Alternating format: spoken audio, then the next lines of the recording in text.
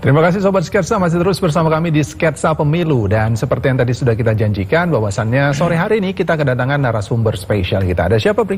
Ya, sudah hadir bersama-sama dengan kita di studio, ada Bang JS Simatupang selaku Kabid Hukum Badan Relawan Prabowo. Selamat sore, Bang JS. Sore, Mbak. Sore, Mas. Ya, terima kasih sudah. Bang. Amin.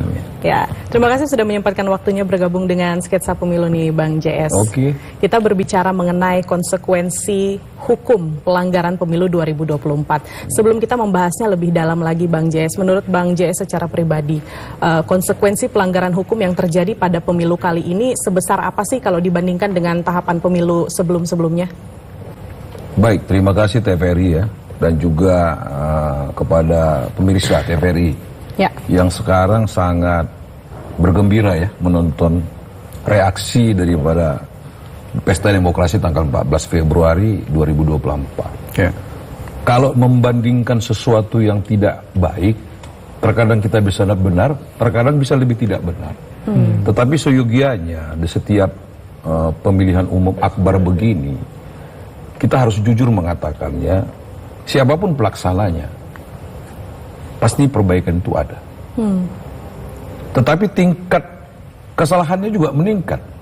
Karena aktor yang sengaja membuat salah juga bertambah dengan caranya, aktor yang memperbaiki juga bertambah. Sehingga bagaimanapun pelanggaran itu memang ada.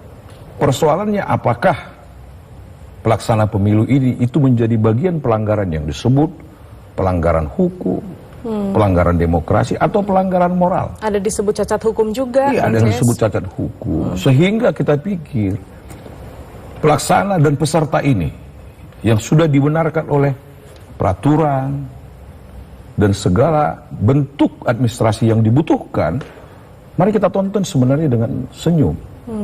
Biarkan mereka bertanding. Saya mau katakan begini, bagaimanapun saat ini sudah ada 3 putra terbaik Indonesia dari jumlah penduduk yang ratusan juta. Ini kita harus syukurin. Ya. Gitu loh. Sebenarnya kalau ada 5-10 itu jauh lebih baik. Tapi 3 ini harus kita syukuri. Soal benar dan tidak benarnya, ya mari kita perjuangkan calon masing-masing. Bukan dia mengatakan pelanggaran hukum segala macam. Seorang jaksa, seorang polisi, seorang KPK, bahkan pelaksana pemilu tidak boleh mengatakan si A itu salah. Ada pengadilan yang harus memvonis atau itu benar. Sehingga hemat saya, mari kita buat menjadi sejarah yang baik di Pesta Demokrasi kali ini, yang cukup hidup-hidupnya luar biasa, indah dan tidak bijaknya juga buat tim-tim pendukung daripada ketiga calon ini. Okay. Jadi kalau Bang JS lihat sampai dengan saat ini sebenarnya pelanggaran hukum ada, tapi kalau yang memang itu melanggar hukum ya lewat konstitusi gitu ya, jangan sampai cuman hanya omong-omongan aja. Ya, gitu. Jadi perlu kebijakan politik, perlu kebijakan moral terutama kepada setiap insan kita. Saya katakan begini, pasti ada pendukung dan pencinta yang begitu militan kepada Pak Anies dan wakilnya. Pak Prabowo juga begitu dengan wakilnya. Pak Ganjar juga begitu. Masa persaudaraan kita putus hanya mencalonkan si A dan tidak ada upaya paksa toh. Ini yang mau kita didik sebenarnya kepada masyarakat. Terlebih masyarakat di pinggiran, masyarakat di desa yang mereka nonton ini ada 3 calon baik semua. Tetapi khususnya kita di pulau yang maju ini, Pulau Jawa khususnya ya, yang terpapar media sosial nih, Bang JS, yang sudah suka-sukanya sampai jam 4 subuh itu saling, kalau hemat saya saling jolimi temannya, jolimi saudaranya. Ini buat apa gitu loh? Padahal nanti pasti ada pemenang toh. Kita buat Pesta Demokrasi untuk memenangkan satu pertandingan, siapa yang menjadi juara. Kita nggak tahu. Manusia bisa berkehendak, kalau yang di atas tidak. Jadi kembali, kita orang beriman, kita negara berbudaya. Hemat saya, mari kita lemparkan etika moral dalam berpolitik, etika moral dalam berdemokrasi, sehingga hasilnya itu tidak catatan yang kasar sejarah buruk demokrasi. Itu pasti diciptakan oleh tim sukses. Jadi jangan nanti terpilih selalu ada sejarah buruk. Kita katakan begini, kalau sudah menang kita harus walaupun itu lawan. Jadi ada bahasa etika moral berpolitik. Etika moral berpolitik. Baik, Bang JS, tentunya kita juga menginginkan penyelenggaraan pemilu 2024 ini ya, mulai dari tahapan kampanye hingga nanti pencoblosan pastinya berjalan dengan damai gitu, tidak ada saling sikut menyikut. Tapi pada kenyataannya di Bang JS, apalagi pasca debat ketiga kemarin, banyak sekali tendensi panas perdebatan antara tim relawan dan juga di antara masyarakat di media sosial gitu, yang membuat situasi pemilu ini semakin panas nih. Bang JS menilainya seperti apa? Saya mau katakan begini, tim relawan itu bisa lebih hingar-bingar ya, kalau yang dicalonkan itu membuka peluang untuk itu. Tetapi kalau calon itu mengatakan, mari kita penuh senyum kasih, itu akan mereda. Hemat saya ketiga calon ini cukup baik, tetapi ada yang tidak bijak. Tim media juga dengan teman-teman ya segala praktisi daripada demokrasi, ada di sana ahli hukum, politik, psikologi dan sebagainya, harus melontarkan sikap bahwa pertandingan suatu jabatan adalah strategi. Pertandingan apapun itu. Dan harus menyatakan visi dan misinya. Itu yang dipertontonkan. Bukan mempertontonkan visi orang lain. Itu salah.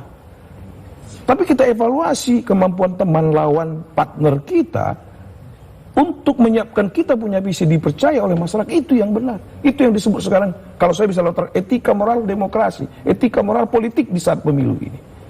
Jadi debat ini kita minta juga KPU menyikapi bahwa yang dipertentangkan bukan pendapat si A dengan si B, bukan Pak Ganjar kepada Pak Prabowo ke Anies, bukan.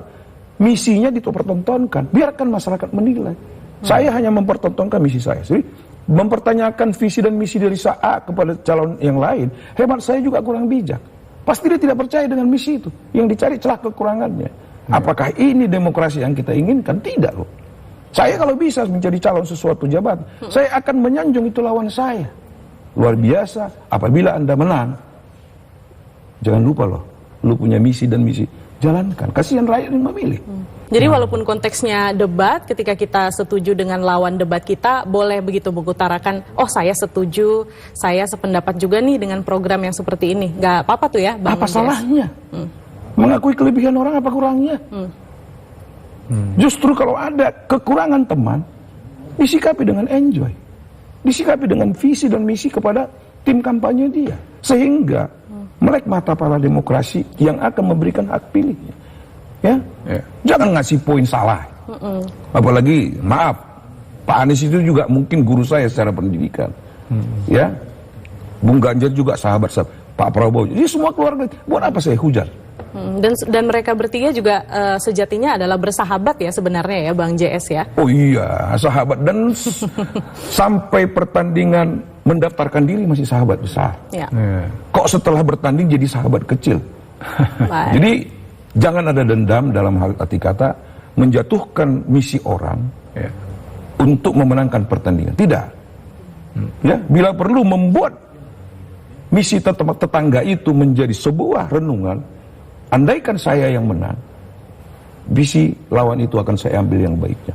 Itu demokrasi ini indah, dan generasi muda akan melihat ini sebuah sejarah yang baik, bukan sejarah demokrasi yang buruk kalau si A atau si B yang menang nantinya. Baik, Bang JS, kalau kita lihat kan generasi milenial maupun Z sampai dengan saat ini kan memegang peranan besar di pemilu 2024 ya. Nah, kalau Bang JS melihat ini, mereka ini sampai dengan saat ini dengan politik yang ada ini ya, etika politik yang tadi Bang JS sebutkan gitu ya, mereka sudah mulai belajar belum sih tentang politik yang baik-baik yang Bang JS katakan pada mereka sudah terserap belum sih? Saya kira generasi muda sekarang udah lebih dari 65% terserah. Ya, ketika diumumkan itu caleg dari presiden dan wakil, seminggu kemudian mereka sudah jatuhkan. Kalaupun ada kampanye, ada deklarasi, pertemuan, ini bagian daripada hirup pikuk demokrasi. Kalau memihak milih mereka sudah tentukan. Itu kelebihan daripada generasi muda sekarang. Kalau Anda melihat sampai dengan saat ini, oposisi ada nggak sih, Bang Jek? Sudah pasti dari ketiga calon ini,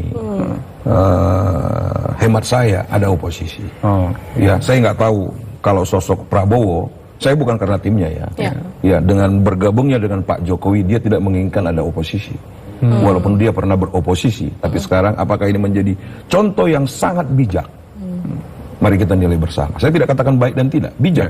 Kebijakan perlu dalam pertandingan ini. Sehingga hasilnya, ketika lawan yang menang, itu menjadi sebuah pelajaran untuk memperbaiki diri. Saya mau katakan sekarang dari 3 calon presiden, Pak Ganjar dengan Pak Anies itu masih umur yang bisa 2-3 kali pertandingan lagi. Jadi masyarakat ini memilih bukan hanya sektoral lagi yang dikatakan emosional, tidak. Ya, boleh media melihat daripada kunjungan ketiga calon ini. Ya, sampai detik ini tinggal 32 hari lagi, belum ada loh bentrok yang signifikan. Saya sering turun ke daerah, saya temukan itu. Saya berkunjung, tidak membedakan ketiga calon. Jadi bisa dibilang lebih damai nih penyelenggaraan pemilu kali ini ya, Bang JS ya? Kalau hemat saya di kalangan masyarakat damai. Di kalangan grassroots ke atasnya, ya tim-tim pendukung ring 1, ring 2-nya yang menjadi, kadang-kadang kita lewat jadi tidak bersalaman. Jadi ada drama sedikit, Bang JS ya. Apakah itu aktor politik? Berdebatnya juga nih di antara tim relawannya juga ya, Bang JS ya? Kita bisa katakan begini, sosok Anies itu bagaimana hubungan emosionalnya dengan Pak Prabowo. Sosok Ganjar bagaimana hubungannya dengan Pak Prabowo. Kita katakan segitiga dulu. Sejak Pak Ganjar jadi gubernur, Pak Prabowo jadi Menhan, hubungannya pasti begitu indah. Kalau dengan Anies, walau-walam lah ya hubungan. Tapi kenapa ketiga menjelang 50 hari H, semakin tinggi sepertinya ego etik yang tidak bijak dalam berpolitik, hilang sirna yang karisma mereka itu memang berjiwa demokrasi. Ya, silakan menilai. Kalau saya tidak katakan, banyak orang mengatakan Pak Prabowo sekarang turun, wajar. Dia melihat dari segala kekurangan yang ada, itu wajar dengan konsultan yang bijak. Nah, konsultan Pak Anies bagaimana juga? Konsultan Pak Ganjar. Jadi banyaknya partai, banyaknya pendukung, mari kita. Bukan hanya pemilihan presiden kalau di situ, di sana ada pemilihan DPR loh, DPRD. Jadi ayo tim sukses ini, sektoral ini berbagai yang harus kita renungkan dan kita bijak untuk menilainya. Kepada masyarakat juga tim sukses. Ayo kita katakan, kita harus memilih, silakan. Walaupun misalnya Anda mengatakan, ya Pak Simatupang saya akan memilih Pak Anies atau Pak Prabowo. Di lubang bilik pemilihan berbeda siapa yang tahu? Betul. Yang paling terakhir hidup kita ini adalah kita percaya kita bertuhan. Jangan kita sholat ke gereja setiap waktu yang ditentukan, tapi tidak percaya bahwa ada keputusan Tuhan yang di atas. Amin. Ya, sehingga demokrasi itu adalah syarat untuk bertanding. Kalau dia calon tunggal nggak perlu demokrasi ada. Betul. Diciptakan undang-undang untuk demokrasi, untuk bertanding sehingga ya legowo kepada partner, bukan legowo kalah. Siapapun calon yang 3 ini kan tidak bodoh KPU meloloskan yang 3 ini menjadi calon dari 300 juta penduduk Indonesia. Baik, tapi dengan adanya sejumlah dalam tanda kutip pelanggaran ya yang sudah dilaporkan terkait dengan tahapan kampanye dalam pemilu 2024, kita tahu pasca debat kemarin juga ada sejumlah lembaga yang melaporkan Pak Anies dan Pak Ganjar dalam tanda kutip tendensius nih, emosi menyerang Pak Prabowo dalam debat ketiga kemarin. Dan kita tahu juga pada awal-awal kampanye ya, Mas Gibran sendiri juga sempat dilaporkan terkait dengan bagi-bagi susu di CFD Jakarta. Nah ini Bang J sendiri melihat ini seperti apa? Ini harus diakui sebuah pertandingan demokrasi yang terbungkus dengan kemampuan subjektu pribadi. Bukan hanya pemilihan presiden. Siapa calon DPRD yang bertanding tidak memberikan sesuatu kepada calon pemilihnya? Itu terjadi. Nah, soal ketiga calon ini, apakah timnya melaksanakan? Saya garanti melaksanakan. Soal pelanggaran yang terjadi, saya garanti ada. Tinggal nanti para penyelenggara negara ini akan menelaah. Soal laporan itu biasa itu, ya ada acting pribadi. Kita tahulah kelakuan-kelakuan tim sukses sekarang. Jadi itu dinamika politik saja ya, Bang Jess ya. Kalau tidak pernah melakukan juga kurang juga hukumnya. Yang artinya jangan hujat lah, jangan jolim, itu nggak boleh. Itu yang kita minta kepada teman-teman sekarang ini. Black campaign. Kalau kita bicara di masyarakat itu sudah menentukan hak pilih. Ya, di luar Pulau Jawa khususnya. Ini hiruk pikuk hanya di Pulau Jawa. Pulau Sumatera, Kalimantan, saya turun ke Indonesia Timur. Mereka sudah menentukan hak pilihnya. Begitu di deklarasi yang 3 mereka sudah menentukan. Paling tidak 60%. Di daerah itu. Jadi kalau di Pulau Jawa, masih pertandingan ini memang seperti main catur. Dinamikanya masih terasa panas gitu ya Bang JS ya. Mudah-mudahan nanti selesai untuk kampanye ini waktu 20 hari atau 15 hari, udahlah kita bersatu kembali. Ya. Ya. Damailah Indonesia ini. Oke, Bang JS, kalau kita melihat pelanggaran pemilu yang terjadi di 2024 sampai dengan saat ini, kalau dari tim Prabowo sendiri ini, khususnya relawannya, nanti ini akan mengungkitnya enggak?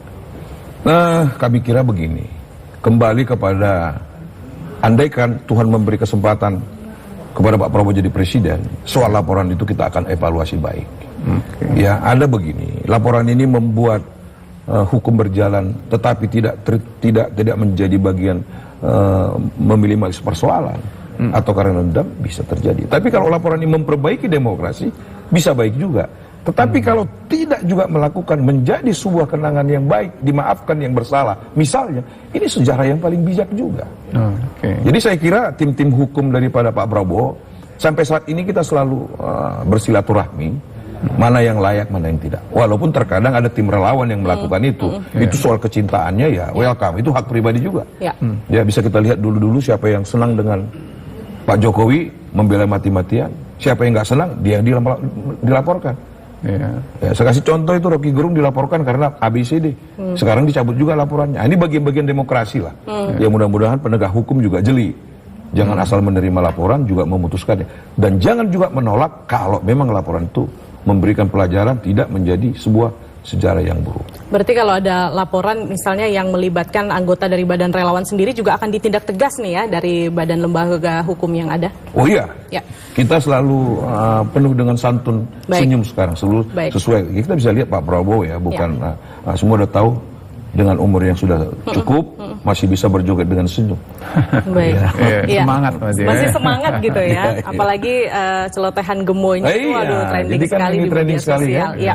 Bang JS, tapi kalau misalnya kita melihat dengan adanya sejumlah pelanggaran hukum yang ada nggak sih langkah-langkah khusus dari Badan Relawan Prabowo sendiri yang juga mungkin berkolaborasi dengan instansi yang ada supaya memastikan pematuhan terhadap hukum pemilu 2024? Niat itu pasti ada. Dan selalu dimonitoring oleh ketua badan relawan ya, Pak Eko Jalmo.